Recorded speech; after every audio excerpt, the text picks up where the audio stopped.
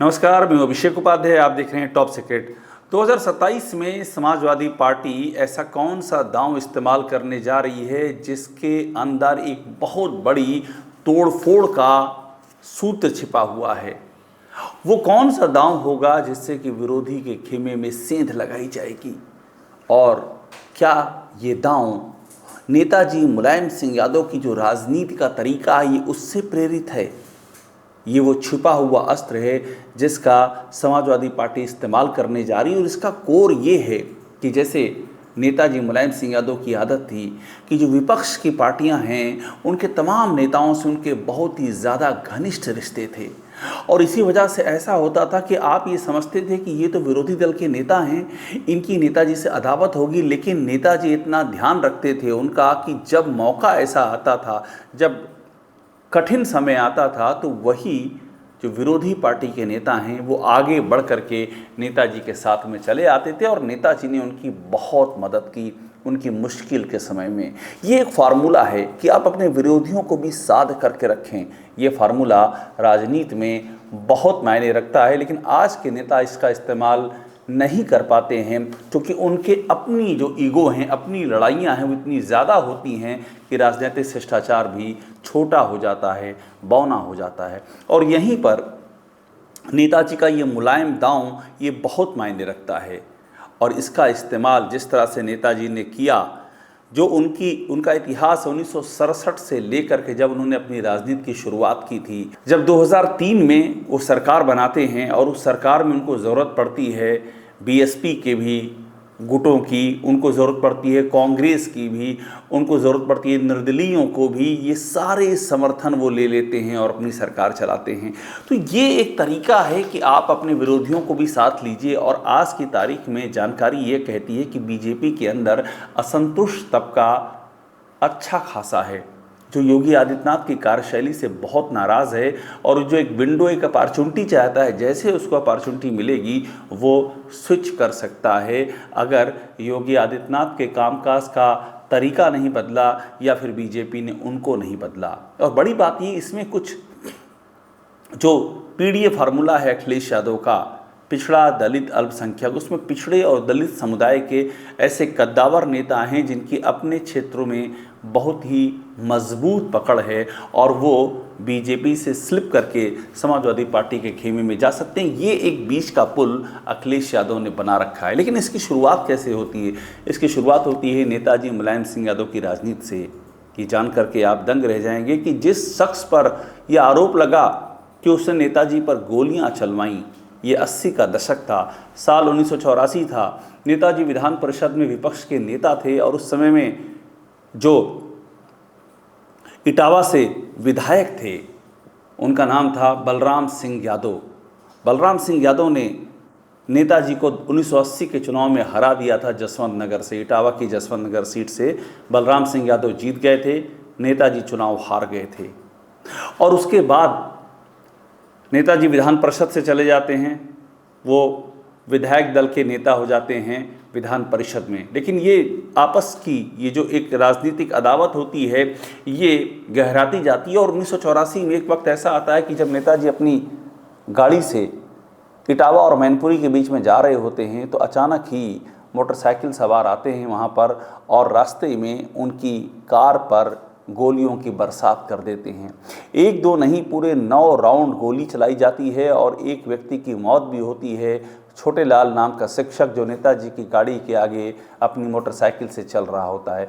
आरोप लगता है बलराम सिंह यादव पर। बलराम सिंह यादव वही जिन्होंने 80 के चुनाव में नेताजी को हराया होता है, और उसके बाद 1984 में वे सांसद बनते हैं, कांग्रेस के टिकट पर चुने जाते हैं, और आगे की सरकारों में मंत्री भी बनते हैं वो बलराम सिंह यादव। लेकिन बाद में चूँकि बलराम सिंह यादव कांग्रेस में थे, और कांग्रेस का जो यूपी में असर था 1989 के बाद से लगातार ख़त्म होता जा रहा था। 1989 में नारायण दत्त तिवारी कांग्रेस के आखिरी चीफ मिनिस्टर थे, उसके बाद से कोई भी मुख्यमंत्री नहीं बन पाया, और केंद्र में भी कांग्रेस कमज़ोर हो रही थी। तो ऐसे में बलराम सिंह यादव भी नेपथ्य में चले गए, उनको कोई पूछने वाला नहीं रहा, और ऐसे में उनका साथ दिया मुलायम सिंह यादव ने।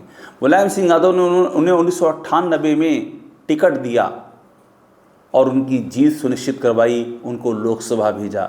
इसके बाद 1999 में भी उनको लोकसभा भेजा और राज्यसभा भी भेजा। ये सब मुलायम सिंह यादव उनके लिए कर रहे थे जिन पे आरोप था कि उन्होंने मुलायम सिंह यादव पर गोलियां चलवाईं। ये पहला वाकया नहीं है। इसके अलावा एक और नेता दर्शन सिंह यादव हुआ करते थे।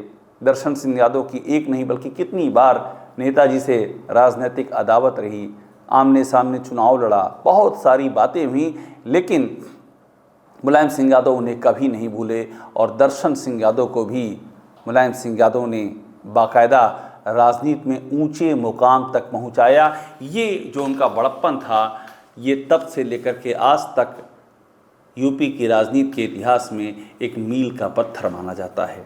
और यही वजह थी कि जो नेता दूसरे खेमे में होते थे वो कब मुलायम सिंह के साथ चले जाते थे किसी को पता ही नहीं चलता था। 1989 का वो दौर याद कीजिए जब यूपी में एक जंग चल रही थी कि जो गैर कांग्रेसी सरकार बन रही है उसमें चीफ मिनिस्टर कौन बनेगा। नेताजी स्वाभाविक दावेदार थे, वे चौधरी चरण सिंह के स्वाभाविक उत्तराधिकारी थे। लोक दल दो हिस्सों में बढ़ चुका था, लोक दल आ और लोक दल बा।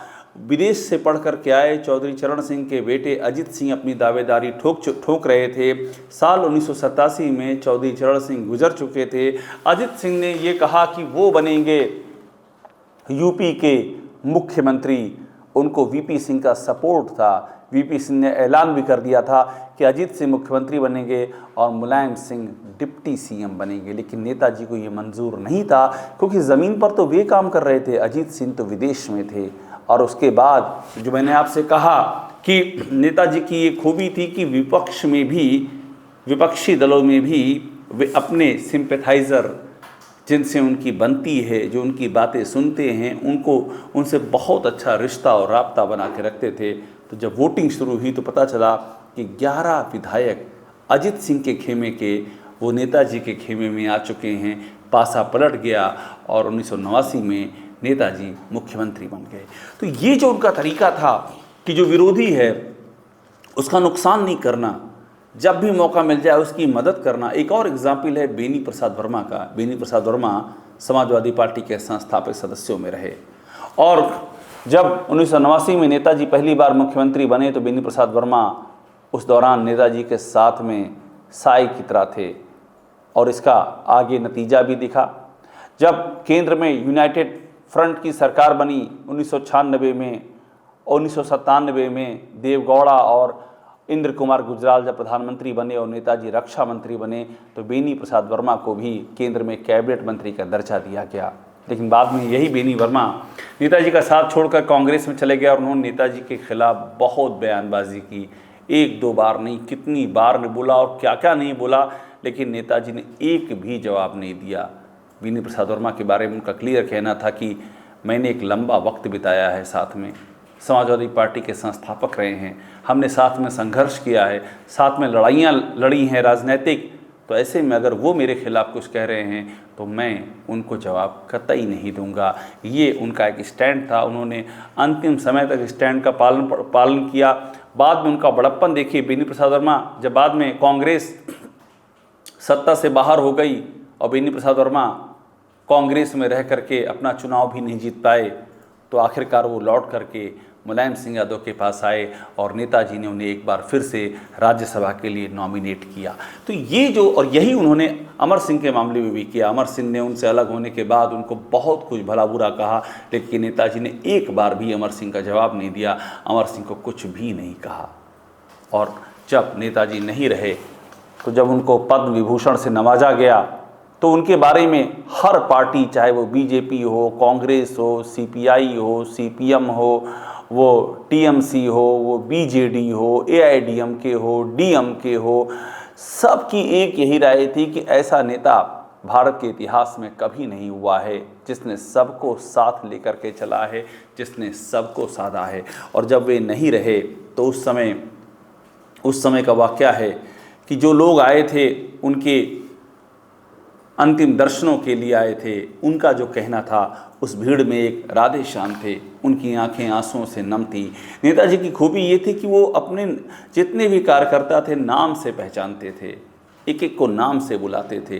राधेश्याम ने कहा उस मौके पर, जो अखबारों चैनलों ने उनकी बात रिकॉर्ड की। राधेश्याम ने कहा कि मुझे देखते ही मेरे नाम से बुलाते थे राधेश्याम, और कहते थे कि राधेश्याम आओ तुम भी चुनाव लड़ जाओ, पूरी मदद करूंगा। ऐसे कितने लोगों को उन्होंने नेता बना दिया था जिन्हें कोई नहीं जानता था। एक एक व्यक्ति का नाम लेके बुलाना, परिवार के बारे में पूछना, परिवार में कोई दिक्कत है तो उसका तुरंत समाधान करना।